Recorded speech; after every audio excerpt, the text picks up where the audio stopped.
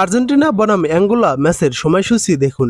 চলতি বছরের আন্তর্জাতিক ক্যালেন্ডারে শেষ ম্যাচে আফ্রিকার মাটিতে নামছে বিশ্ব চ্যাম্পিয়ন আর্জেন্টিনা ফুটবল দল।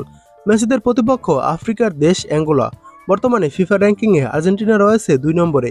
আর্জেন্টিনার রেটিং পয়েন্ট 1872.43। অন্যদিকে তাদের প্রতিপক্ষ অ্যাঙ্গোলা রয়েছে ফিফা র্যাঙ্কিংয়ে 89 নম্বরে। তাদের রেটিং পয়েন্ট 1267.45। তবে ম্যাচটি ঘিরে ইতিমধ্যে শুরু হয়েছে নানা আলোচনা সমালোচনা। বিশ্বকাপকে সামনে রেখে তুলনামূলক দুর্বল প্রতিপক্ষের সঙ্গে খেলা নিয়ে প্রশ্ন তুলেছেন ফুটবল বিশ্লেষকরা। তবে আর্থিক দিক থেকে অ্যাঙ্গোলার বিপক্ষে প্রীতি ম্যাচ খেলে বেশ লাভবানই হচ্ছে তিনবারের বিশ্ব চ্যাম্পিয়নরা। আফ্রিকার গণমাধ্যম সূত্রে জানা গেছে, এই ম্যাচের জন্য স্বাগতিক অ্যাঙ্গোলা মেসির আর্জেন্টিনাকে প্রায় 12 মিলিয়ন মার্কিন ডলার, যা বাংলাদেশি মুদ্রায় প্রায় 146 কোটি টাকা দিয়েছে। ফরাসি সাংবাদিক রোমো মলিনা বলেন, অনেক দেশ আর্জেন্টিনাকে আমন্ত্রণ জানাতে চাইলেও শেষ পর্যন্ত অ্যাঙ্গোলাই রাজি হয়।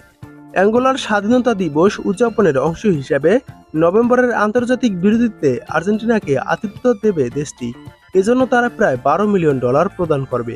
অ্যাঙ্গোলার জন্য এটি কেবল একটি প্রীতি ম্যাচ নয়, বরং লিওনেল মেসির ও বিশ্ব চ্যাম্পিয়ন আর্জেন্টিনা দলকে নিজ দেশে আতিথ্য জানানোর ঐতিহাসিক সুযোগ।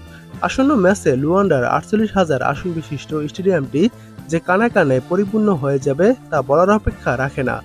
এবার দেখুন আর্জেন্টিনার ম্যাচটির সময়সূচি। আগামী 14 নভেম্বর লুয়ান্ডায় অ্যাঙ্গোলার বিপক্ষে অনুষ্ঠিত হবে এই প্রীতি ম্যাচ। ম্যাচটি শুরু হবে বাংলাদেশ সময় রাত 10টায়, যা মেসিদের জন্য বছরের শেষ আন্তর্জাতিক প্রীতি ম্যাচ।